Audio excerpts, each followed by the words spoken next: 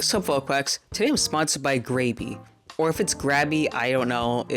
I'm gonna go with Grabie. So Grabie gave me two different things. They gave me acrylic brush markers that are double-sided with different colors and acrylic fine liners.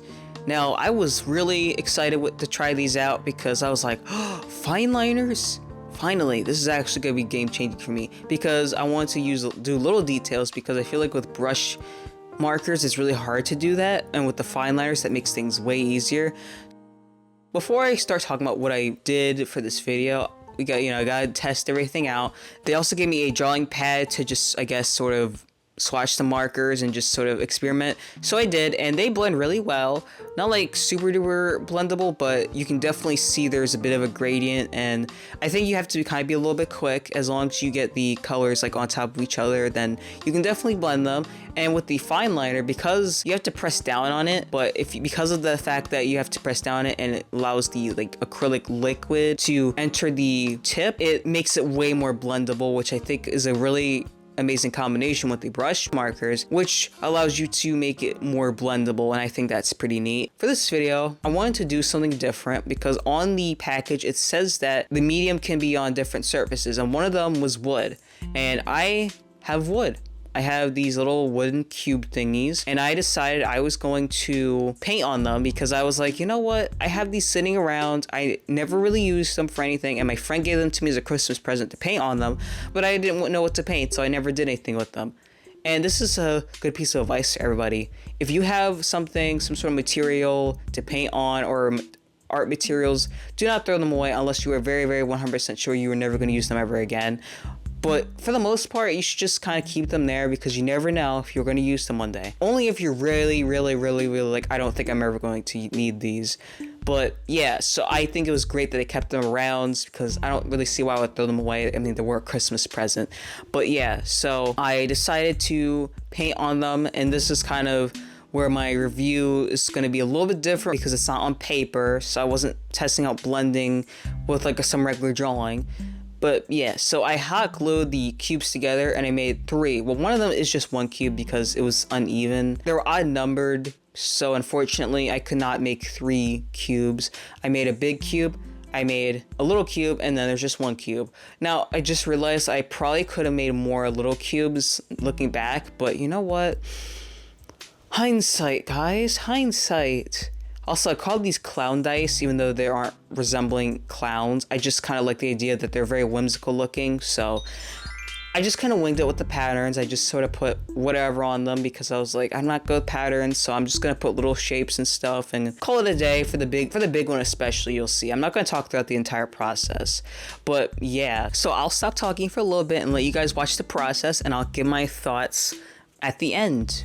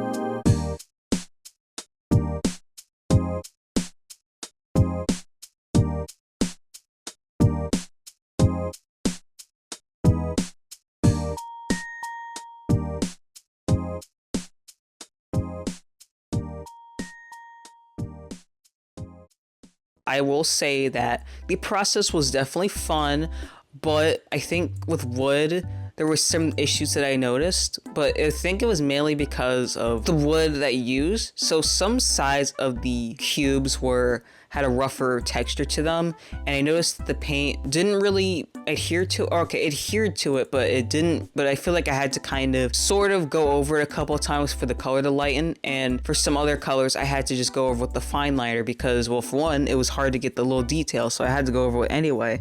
But for some colors I had to kind of do that because they weren't really showing up as well.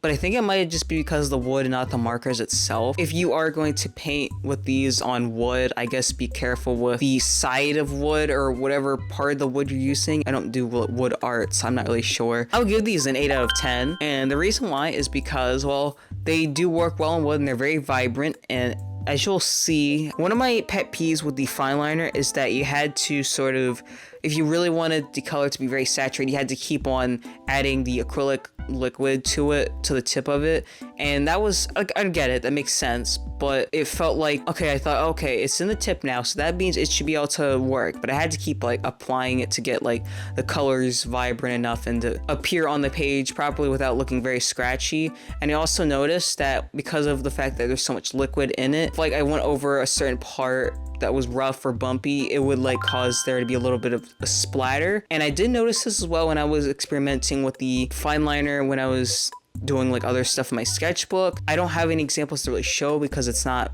very visible because I covered it up or something like that. But yeah, that was one of my gripes, was that you have to be very careful with it, because if you go over a bump or something, it's gonna splatter.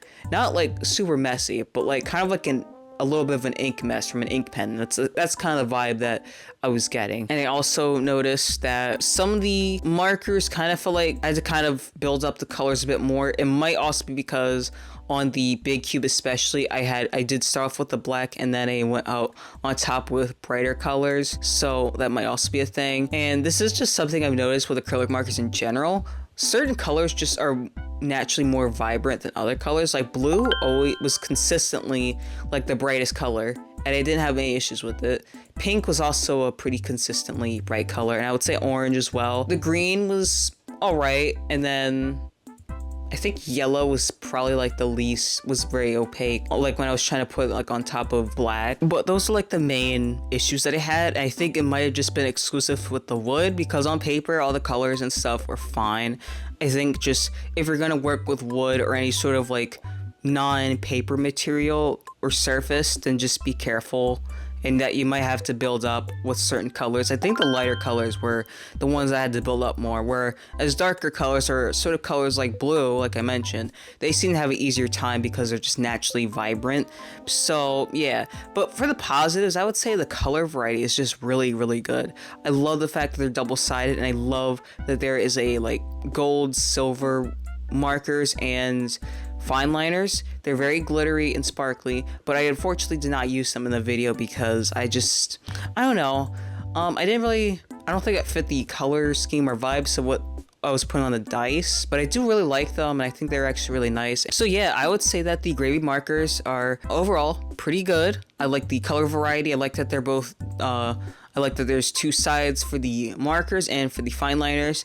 There is also a pretty good color variety for those as well. I like that they're small enough that they can provide little details, but not so tiny that they're like minuscule. I don't know how that would work as an acrylic thing, so I think that the size is perfect. And overall, even though I had some struggles, the little dice thing I made did come out pretty good. The colors do pop out. I think you're gonna have easier time on paper, and if you use the fine liners for the brighter colors.